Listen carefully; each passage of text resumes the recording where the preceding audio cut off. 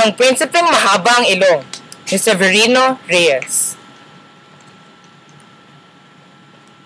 Noong unang panahon, mayroong hari na matagal na ang nangingibig sa isang magandang prinsesa. Ngunit, hindi tinatanggap ng prinsesa ang pag-ibig ng hari.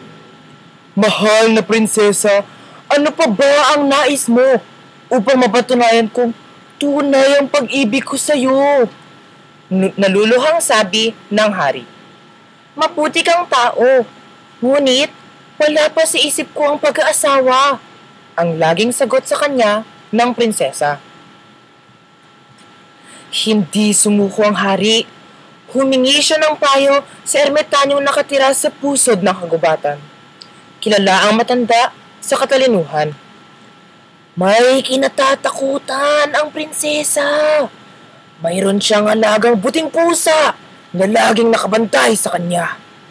Higante ang tunay na anyo ng pusa. Nagbabalat kayo lamang ito. Kailangang matapakan ang buntot ng pusa ng isang lalaking tunay na umiibig sa prinsesa. At iniibig rin naman ito.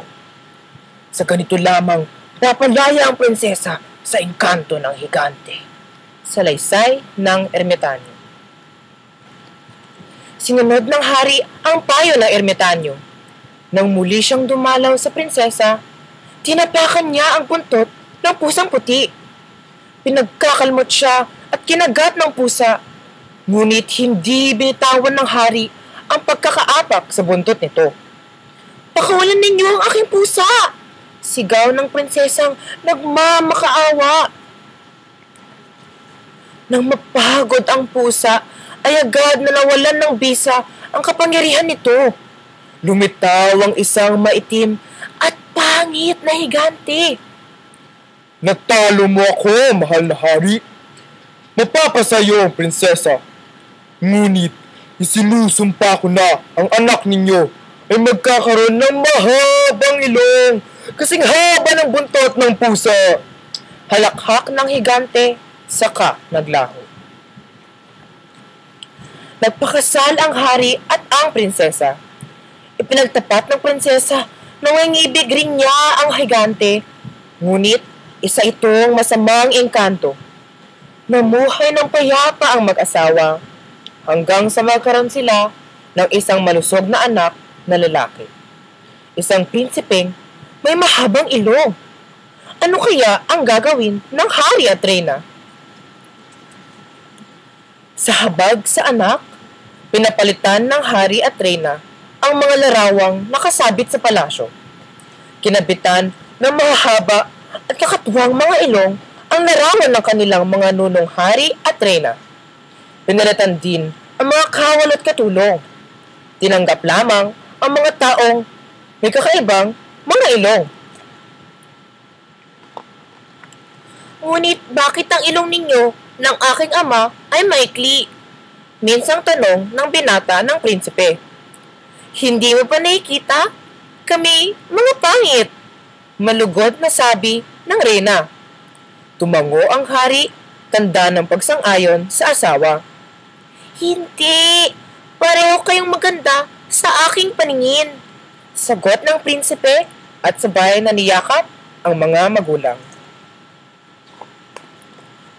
Minsan, tumakas ang prinsipe upang mamasyal. Napalayo siya kasama ang kanyang mga kawal. Namangha ang prinsipe nang makitang maikli ang mga ilong ng mga tao sa bayan. Lalo na makita niya ang isang namamasyal na magandang prinsesa na maikli ang ilong tulad ng sa hari at reyna. Pinagtinginan ng mga tao ang prinsipe. Akala namin hindi totoo ang balita kung bakit hindi lumalabas ang prinsipe. Bunghalit na tawa ng isang pungal. Mukha siyang elepante. Sabat naman ng isang duling. Nahabag ang prinsesa sa prinsipeng may mahabang ilong. Pagmasdan nga ninyo ang mga itsura nyo, wala sa panlabas na anyo ang buti ng isang tao. Ng prinsesa sa mga taong nagtatawa. Sinamahan ng prinsesa Ang prinsipe, tuwa ito ng prinsipe sapagkat nagkaroon siya ng bagong kaibigan. Kinabukasan, isinama ng prinsipe ang hari at reyna sa kalapit na kaharian upang magpasalamat sa mabuting prinsesa. Ngayon lamang sila lalabas ng magkakasama. Nagtawanan ng mga tao sa palasyo ng prinsesa nang makitang ang prinsipeng may mahabang ilong. Sa awa ng prinsesa, hinipo niya ang mahabang ilong ng prinsipe. Nagulat ang mga tao nang malaglag ang mahabang ilong ng prinsipe. Napalitan ito ng ilong na tulad ng sa kanyang mga magulang. Tanging ang taong may matapat na makikipagkaibigan sa prinsipe ang nakapagtanggal sa sumpa ng masamang higante. Naiiyak na tuwang sabi ng reyna. Nagkaroon ng pista sa kaharian at nagsaya ang lahat. Ang prinsipeng may mahabang ilong.